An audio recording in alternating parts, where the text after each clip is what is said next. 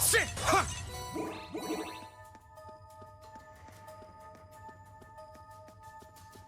Ha! Ya!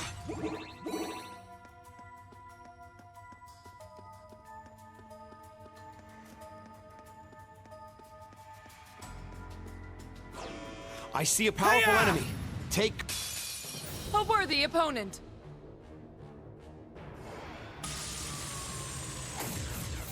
It's my turn! Roar! Gold Dragon Formation! It's my turn! Get back! Now! An opening! Here I go! You got this! Leave it to me! Break through! Here! Too slow!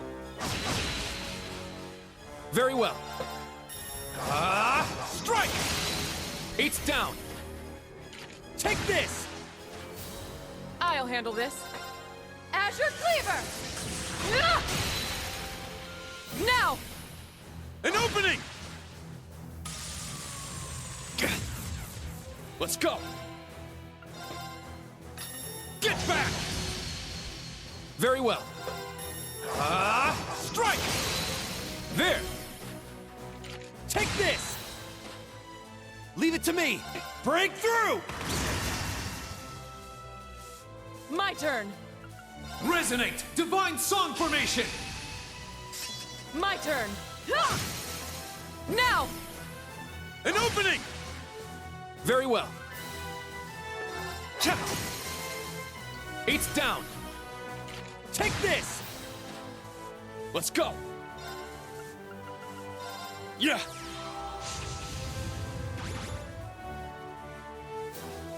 Yes! Break through! They're down! Too slow! Thank you.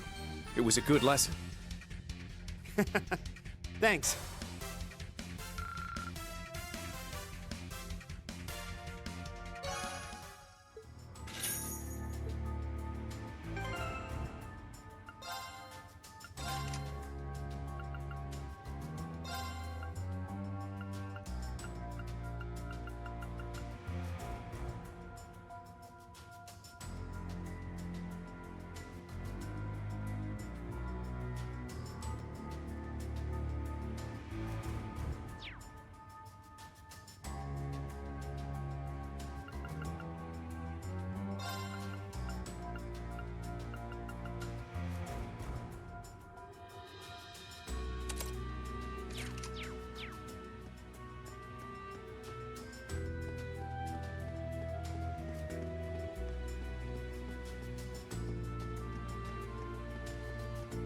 Oh, what a wonderful looking treasure chest!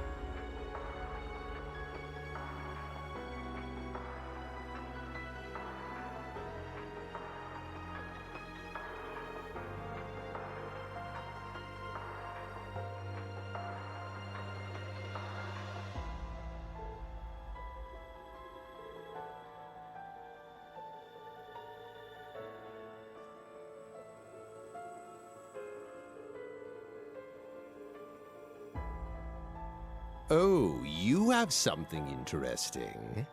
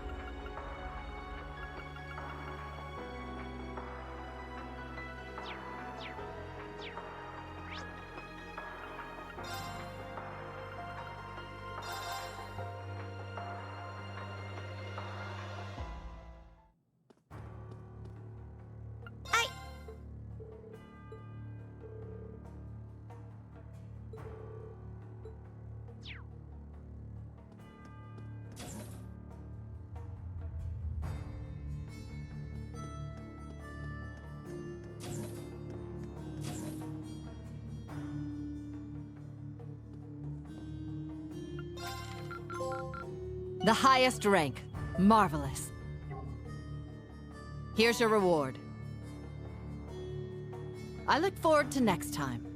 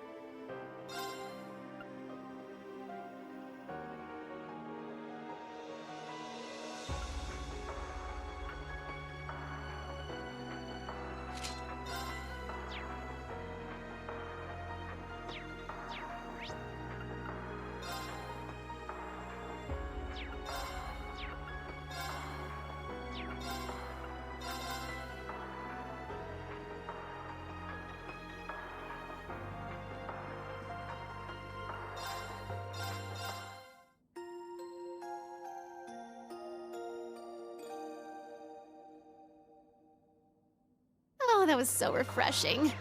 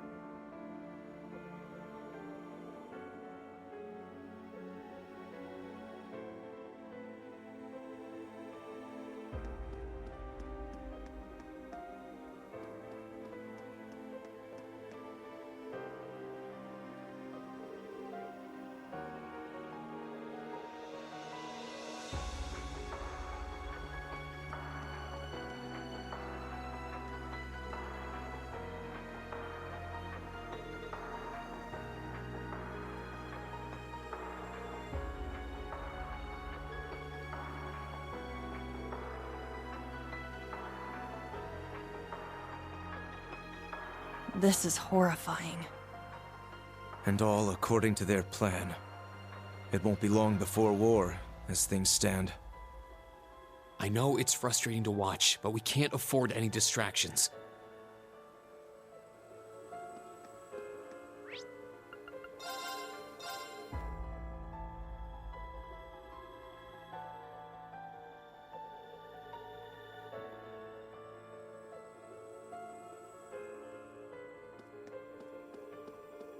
The Heimdall Cathedral. It feels oddly quiet around here. Let's go inside after we've finished any other business we have.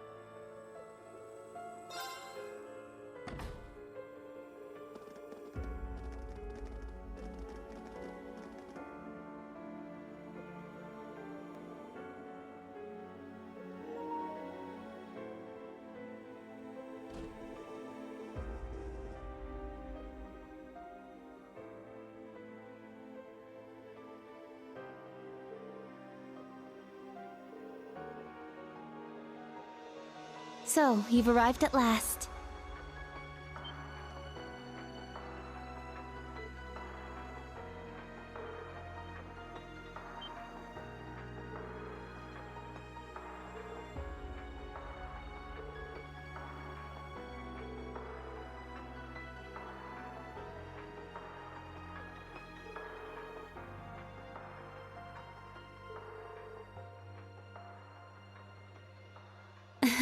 Yes, it's good to see you all again.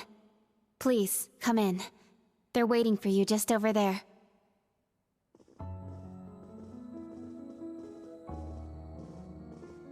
Ah, I'm glad you all finally made it. The Church has decided this issue now merits the attention of the Congregation for the Sacraments. As such, the Archbishop and all the staff here have been moved to another location.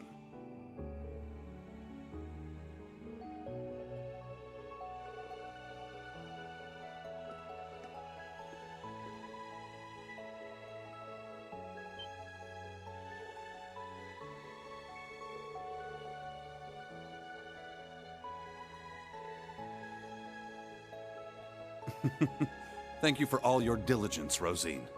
I'd feel much better if you were to stand watch over the front door now, just in case. Yes, understood. Leave it to me.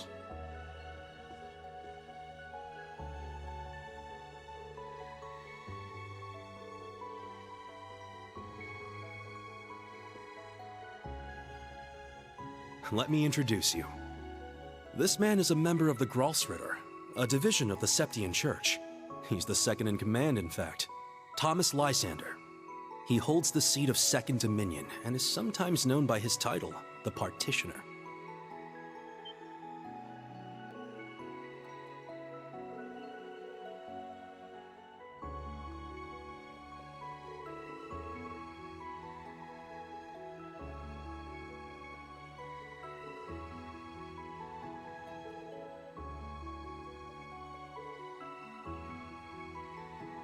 Now allow me to introduce you. This man is one of the Gralsritter's 12 Dominion, the successor to the 8th Dominion, Gaius Warzel.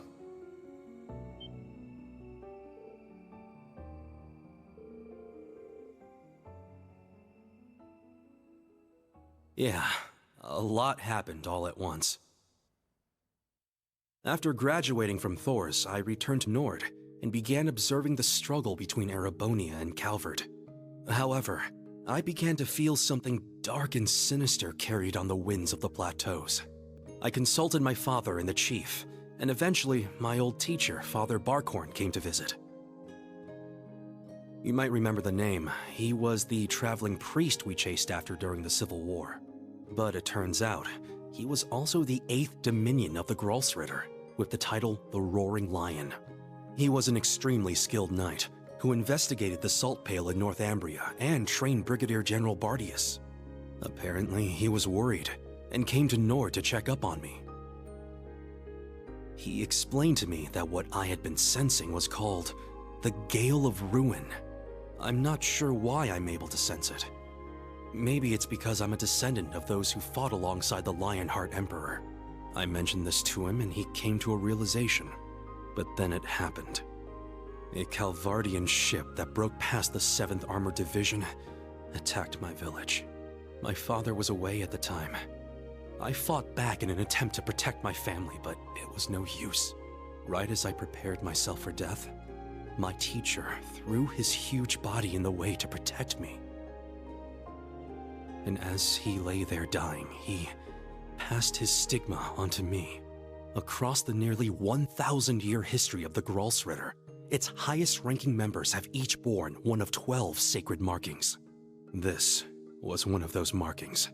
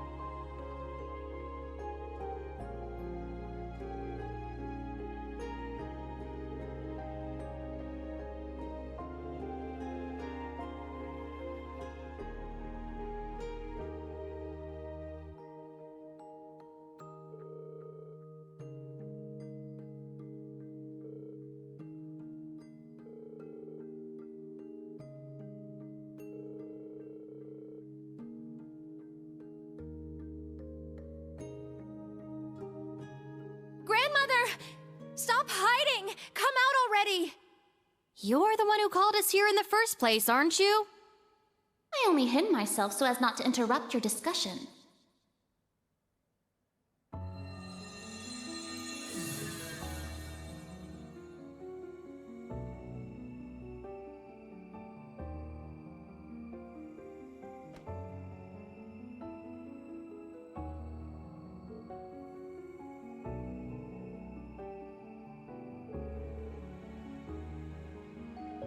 Indeed. But you may simply call me Rose. I had you all gather here for one reason. To explain to you the background between the Hexen clan and the Church.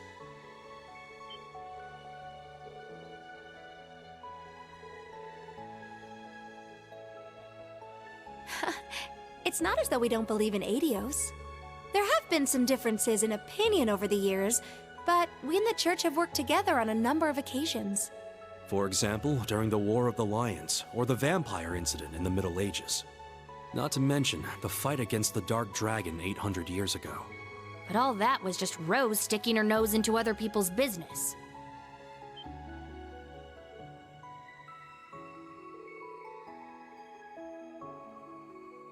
Legend has it, Emperor Dreikel's camp was once visited by a good witch.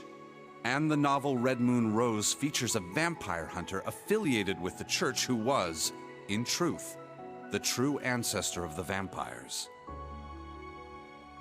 The woman you now see before you was both of these people, even if she looks a bit different.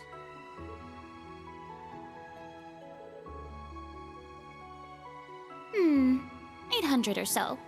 However, you should know that my situation is somewhat unique. All other witches are normal humans. Except, of course, for the fact that they are all descendants of those who once guarded the Septarian of Fire.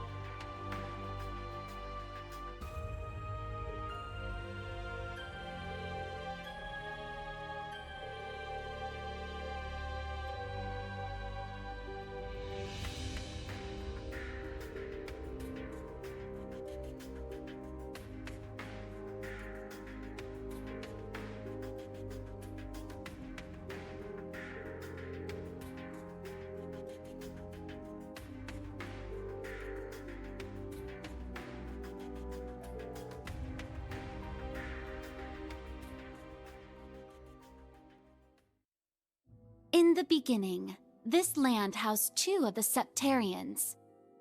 The Arc Rouge, Septarian of fire and wielder of fierce power.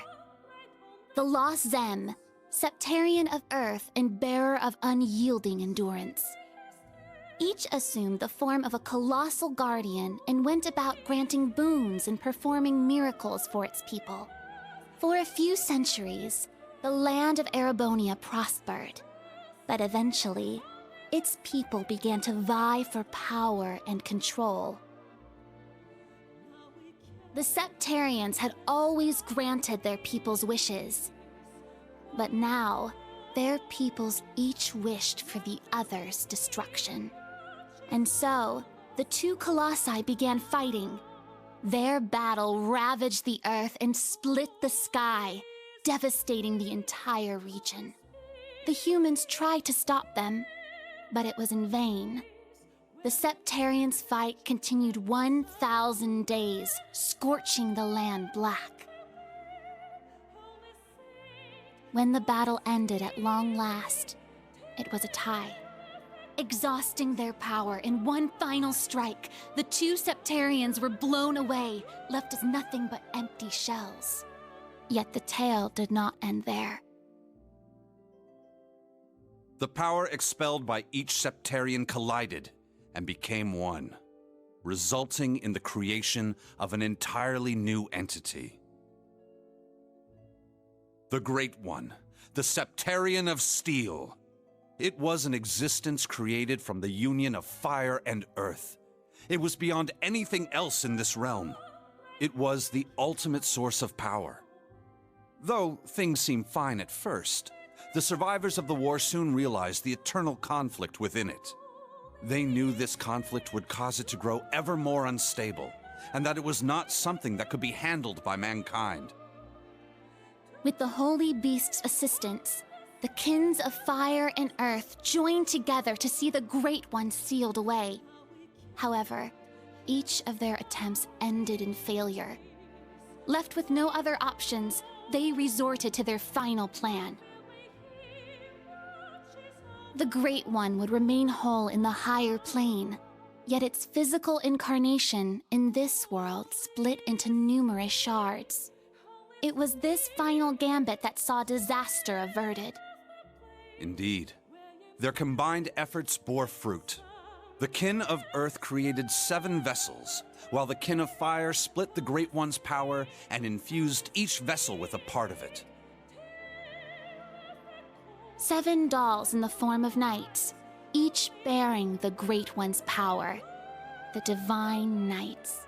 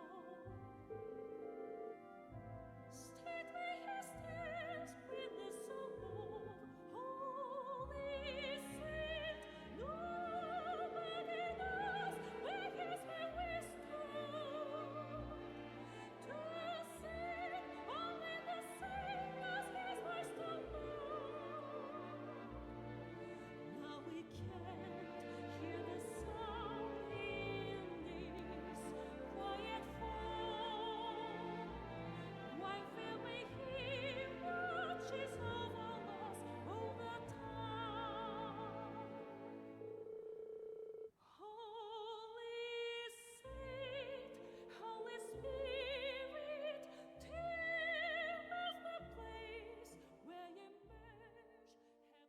900 years ago, Heimdall was a small city of only about 50,000 people. However, it was one of the burgeoning centers of culture for the region. The Septian Church had finished construction on the Heimdall Cathedral, and there were plans to develop the city even further. But it was then the Dark Dragon appeared, blanketing Heimdall in miasma and transforming it into a city of the dead. Emperor Astorius chose to lead his people south and made St. Ark the new capital of Erebonia. In helping Emperor Astorius deal with this crisis, the Hexen clan and gnomes each suffered substantial losses. The Hexen clan lost its elder, and the gnomes their holy beast. And so ended their alliance. The final time they spoke would be a century later. It was when Emperor Hector awakened the Vermilion Knight to reclaim Heimdall from the Dark Dragon. He did so at the urging of the chief of the gnomes and the new elder of the Hexen clan, myself. However, the Emperor fell to the Dark Dragon's miasma, and the Vermilion Knight to its curse. The Emperor's son had the chief of the gnomes and myself seal the cursed knight deep below the Imperial Palace.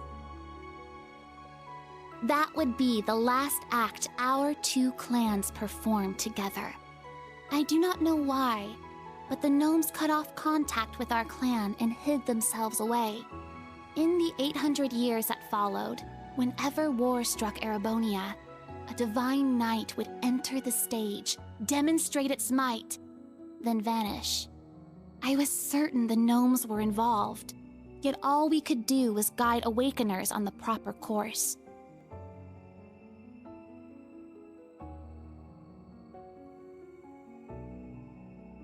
This unending pattern reached its most fevered peak 250 years ago during the War of the Lions. The false Emperor Orthros unearthed the cursed Vermilion Knight, and a mercenary under Prince Lucius' employ awakened the Palatinate Knight. Prince Dreichels found the Ashen Knight, and Liane the Argent Knight. The four awakened at once, made for a grand war indeed.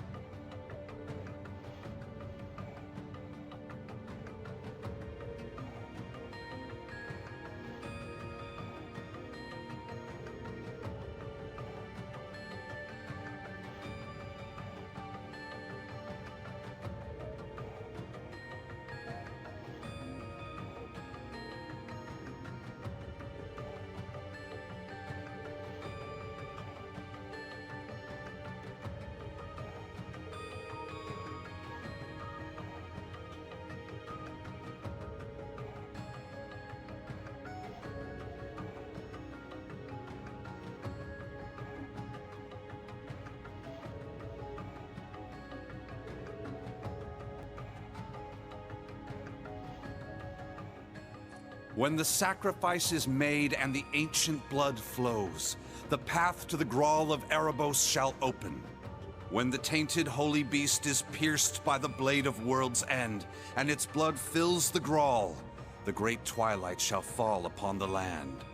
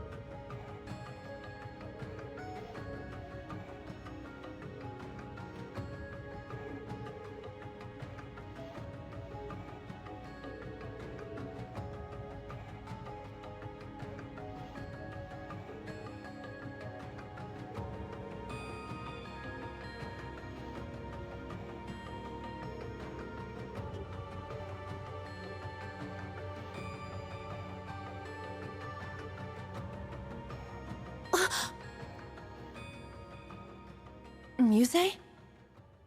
Is something the matter? Oh? You realize something? Right now, we need any straw we can grasp at. Anything at all could help, no matter how small. Yes, you're right. That term. Originator Zero. Could that be OZ, perhaps?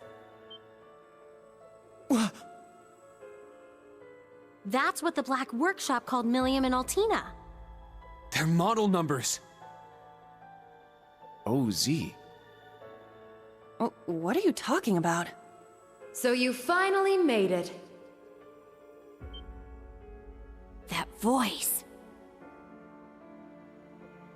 Vita! Ah, so the prodigal granddaughter returns.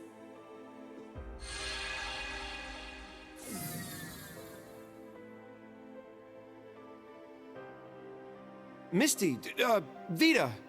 I heard you had been acting on your own. Nice to see you again, Grandmother. Emma, Celine, and Class 7, too. And thank you for mediating, Mr. Lysander. Oh, don't even mention it. It always breaks my heart to see a family torn apart so. Vita! Why? You really don't plan on ever coming back, do you? That's correct.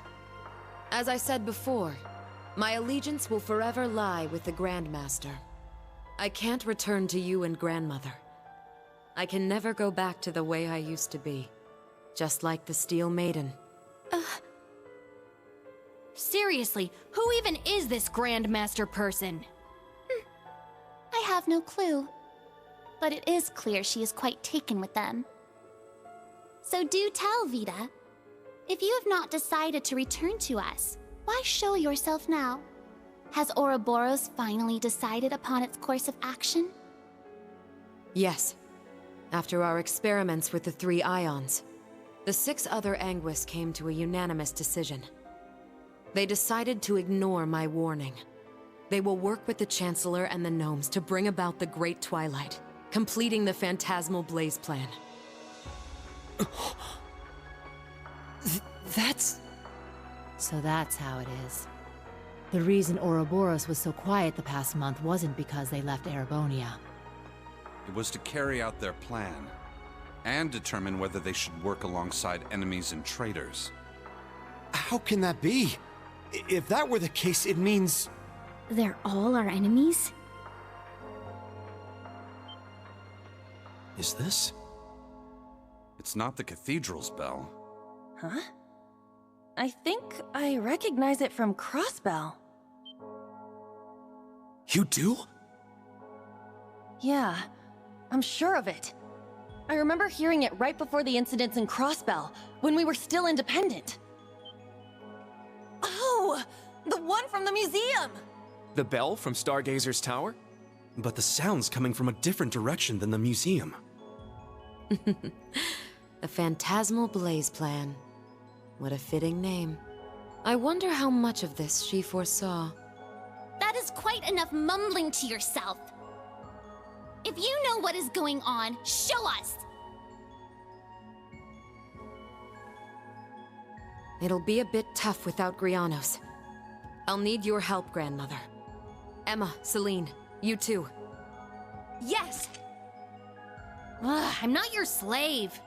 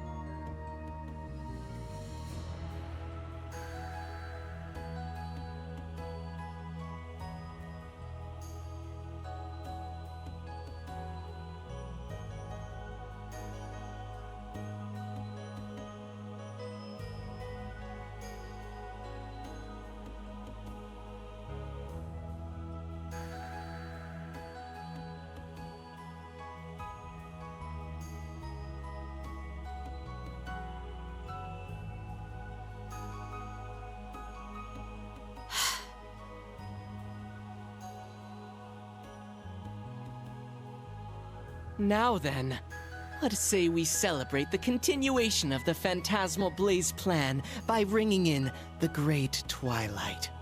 I, Enforcer number 0, the Fool, shall play the opening note.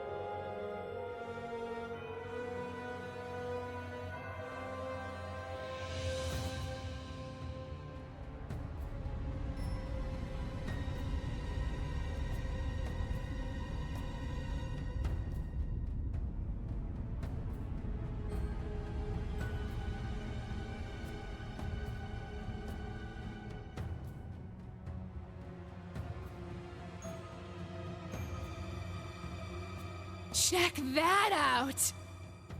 Huh. Sure is something. Well, how about that? So, the beginning of the end, is it? Huh. Deja vu. The Grawl of Erebos. Just as the Black Records foretold. The crypt where the great power will be reborn. Reen. Eustace. Couldn't have guessed this is how my day would turn out when I woke up this morning. Let us begin. It is time. Chief of the Gnomes and head of the workshop, show me the way, Black Alberic.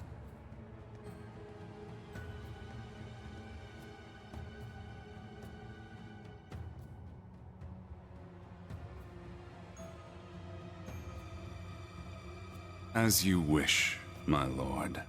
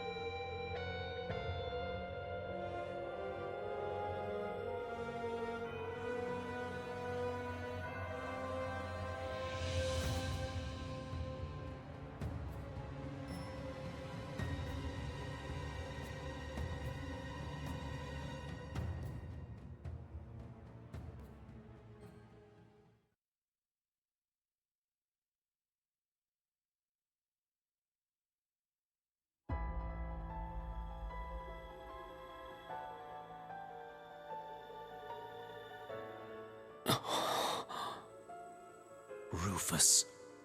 Millium. Was that... Allie?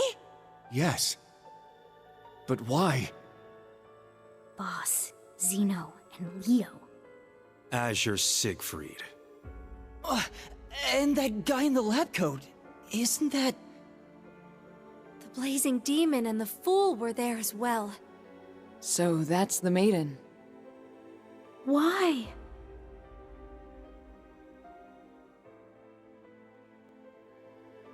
We just spoke this morning and...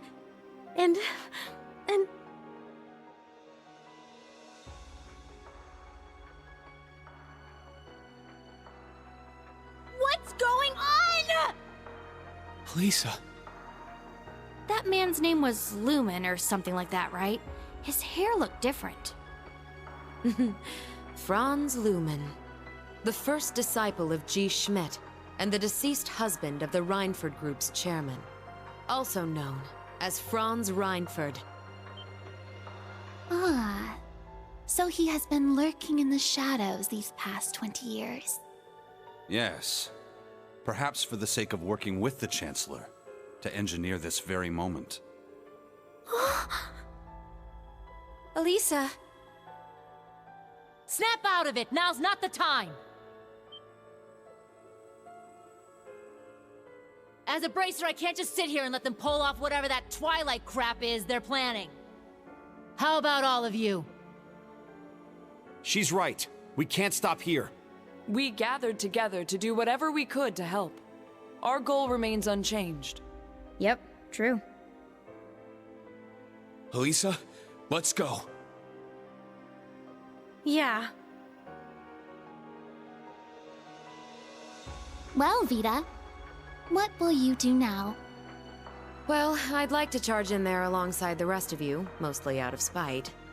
Unfortunately, I suspect things won't be quite that easy. What do you... Something's... There's a turbulent swirl in the mana. Was that? I believe so. Father Thomas, Father Gaius, cryptids and magic knights have appeared all over the city.